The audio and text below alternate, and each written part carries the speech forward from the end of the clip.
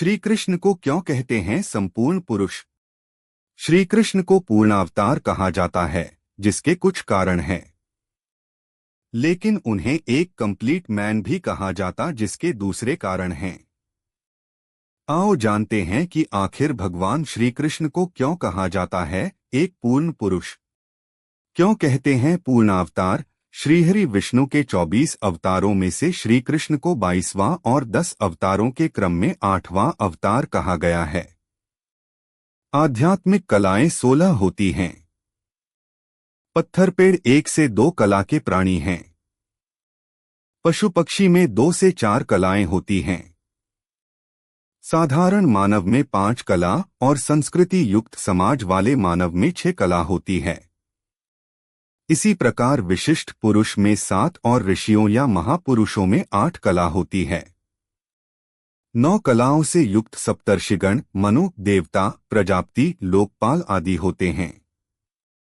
इसके बाद 10 और 10 से अधिक कलाओं की अभिव्यक्ति केवल भगवान के अवतारों में ही अभिव्यक्त होती है, जैसे वराह, नृसिंह, कूर्म, मत्स्य और वामन अवतार।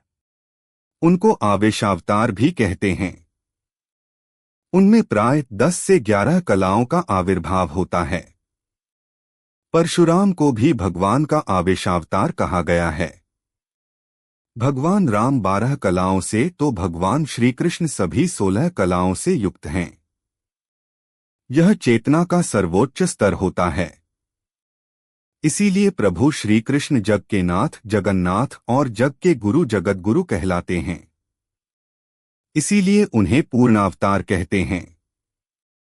पूर्ण पुरुष एक व्यक्ति अपने जीवन में कुछ एक विषय में खास बन सकता है, जैसे वह एक श्रेष्ठ पिता, भाई या पति बन सकता है। बाहर वह एक श्रेष्ठ मित्र, संगीतकार, चित्रकार या बिजनेसमैन बन सकता है। लेकिन आप उससे सभी कुछ बनने की आशा नहीं कर सकते। लेकिन धरती पर श्री कृष्ण एकमात्र ऐसे व्यक्ति हैं जो सभी कुछ है। उनमें शिव, परशुराम, राम, बुद्ध सहित रुक्मिणी और राधा भी विद्यमान हैं। वे भक्त भी हैं और भगवान भी। उनके 1000 चरित्र हैं। बहुरंगी श्री कृष्ण का बचपन दुनिया के सभी बच्चों को प्रेरित करता है। वहीं उनकी जवानी के इतने रंग है कि जिस युवा को जैसा रंग पसंद हो वह चुन ले। उन पर बुढ़ापा कभी छाया नहीं, लेकिन उन्होंने उस उम्र में भी युद्ध लड़ा और जीत हासिल की। वे ध्यानी भी हैं और योगी भी। वे प्रेमी भी हैं और ज्ञानी भी। उनमें सभी रंग बसते हैं। कलाकार विद्यावान श्री कृष्ण ने सांदीपनी ऋषि के आश्रम में रहकर वेद के ज्ञान के साथ ही 64 विद्याओं या कलाओं में महारत हासिल की थी, जिसमें नृत्यकला, चित्रकला, नाट्यकला, मूर्तिकला और तमाम तरह की कलाएं शामिल थी। विद्याओं में धनुर्विद्या, अस्त्र विद्या, पराविद्या आदि। श्रेष्ठ मित्र भगवान श्री कृष्ण के हजारों सखा या कहें कि मित्र थे। श्री कृष्ण के सखा सुदामा, श्रीदामा, मधुमंगल, सुबाहु, सुबल, भद्र, सुभद्र, मणिभद्र, भोज, तोक कृष्ण, वरुथप, मधुकंड, विशाल, रसाल, मकरंद, सदानंद, चंद्रहास, बकुल, शारद, बुद्धिप्रकाश, अर्जुन आदि थे। श्री कृष्ण की सखियां भी हजारों थीं। राधा, ललिता आदि सहित कृष्ण की 8 सखियां थीं। जहां उन्होंने राजपुत्र अर्जुन से मित्रता का रिश्ता निभाया, वहीं उन्होंने गरीब ब्राह्मण पुत्र सुदामा से भी अपने रिश्तों को जगजाहिर किया। श्रेष्ठ प्रेमी कृष्ण को चाहने वाली अनेक गोपियां और प्रेमिकाएं थीं।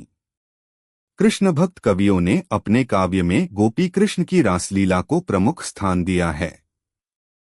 खास बात यह कि उन्हें प्रेम करने वाली गोपियां और प्रेमिकाएं सभी आपस में किसी से ईर्ष्या नहीं रखती थी। उनकी पत्नियों को भी इससे कोई ऑब्जेक्शन नहीं था और वे सभी एक दूसरे का आदर करती थीं। श्रेष्ठ पति भगवान श्री कृष्ण की 8 पत्नियां थीं: रुक्मिणी, जाम्बवंती, सत्यभामा, मित्रवंदा, सत्या, लक्ष्मणा, भद्रा और कालिंदी। श्री कृष्ण ने सभी के साथ पति धर्म का पालन किया और उनकी भावनाओं का सम्मान किया। जहां रुक्मिणी के साथ उनके रिश्तों की कथा प्रचलित है, वहीं सत्यभामा को बराबरी का दर्जा देकर यह सिद्ध किया कि कोई भी बड़ी या छोटी नहीं है। श्रेष्ठ भाई श्री कृष्ण के बलराम और सुभद्रा के साथ संबंध को सभी जानते हैं। कृष्ण की 3 बहनें थीं, एकानंगा, यह यशोदा की पुत्री थीं, सुभद्रा और द्रौपदी, मानस भगिनी। कृष्ण के भाइयों में नेमिनाथ, बलराम और गद थे। सभी के साथ वे रिश्तों में खरे थे। श्रेष्ठ पुत्र कृष्ण दुनिया के सबसे श्रेष्ठ पुत्र थे। उन्होंने जहां नंद और यशोदा के जीवन को खुशियों से भर दिया, वहीं उन्होंने उनके असली माता पिता को जेल में आजाद कराने के लिए कंस के साथ युद्ध लड़ा। श्री कृष्ण के माता पिता वसुदेव और देवकी थे, परंतु उनके पालक माता पिता नंद बाबा और माता यशोदा थीं। श्री कृष्ण ने इन्हीं के साथ अपनी सभी सौतेली माता रोहिणी आदि सभी के साथ बराबरी का रिश्ता रखा। श्रेष्ठ शत्रु वैसे तो श्री कृष्ण किसी के शत्रु नहीं थे और नहीं हैं, लेकिन उनके काल में उनसे शत्रुता रखने वाले कई लोग थे। उन्होंने भी अपने शत्रुओं को कभी निराश नहीं किया। सभी शत्रुओं को वीरगति देकर वैकुंठ में स्थान दिया। श्री कृष्ण ने अपनी शत्रुता का रिश्ता भी अच्छे से निभाया था। उन्होंने कंस, जरासंध, शिशुपाल, भौमासुर, काले यवन, पौंड्रक आदि सभी शत्रुओं को सुधरने का भरपूर मौका दिया और अंत में उनका वध कर दिया। अन्य रिश्तों में श्री कृष्ण ने अपनी बुवाओं से भी खूब रिश्ता निभाया था। कुंती और सुता सुभा से भी रिश्ता निभाया।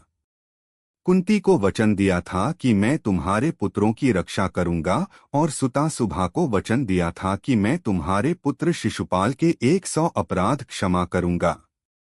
इसी प्रकार सुभद्रा का विवाह कृष्ण ने अपनी बुआ कुंती के पुत्र अर्जुन से किया था। उसी तरह श्री कृष्ण ने अपने पुत्र साम का विवाह दुर्योधन की पुत्री लक्ष्मणा से किया था। श्री कृष्ण के रिश्तों की बात करें तो वे बहुत ही उलझे हुए थे। श्री कृष्ण ने अपने भांजे अभिमन्यु को शिक्षा दी थी और उन्होंने ही उसके पुत्र की गर्भ में रक्षा की थी। रक्षक कृष्ण भगवान श्री कृष्ण ने किशोरावस्था में ही चाणूर और मुष्टिक जैसे खतरनाक मल्लों का वध किया था। साथ ही उन्होंने इंद्र के प्रकोप के चलते जब वृंदावन आदि ब्रज क्षेत्र में जलप्रलय हो चली थी, तब गोवर्धन पर्वत अपनी अंगुली पर उठाकर सभी ग्रामवासियों की रक्षा की थी। उन्होंने द्रौपदी की रक्षा की और भौमासुर की कैद से 1600 महिलाओं को मुक्त कराया। श्री कृष्ण ने अपने जीवन काल में अपने उन सभी भक्तों की रक्षा की जिन्होंने उन्हें पुकारा। श्रेष्ठ शिष्य भगवान श्री कृष्ण के गुरु सांदीपनी थे। उनका आश्रम अवंतिका, उज्जैन में था। कहते हैं कि उन्होंने जैन धर्म के 22वें तीर्थंकर नेमिनाथ जी से भी ज्ञान ग्रहण किया था। श्री कृष्ण गुरु दीक्षा में सांदीपनी के मृत पुत्र को यमराज से मुक्ति कराकर ले आए थे। श्री कृष्ण ने महर्षि गर्ग, घोर अंगिरस, वेद व्यास और परशुराम से भी बहुत कुछ सीखा। वे श्रेष्ठ शिष्य भी थे।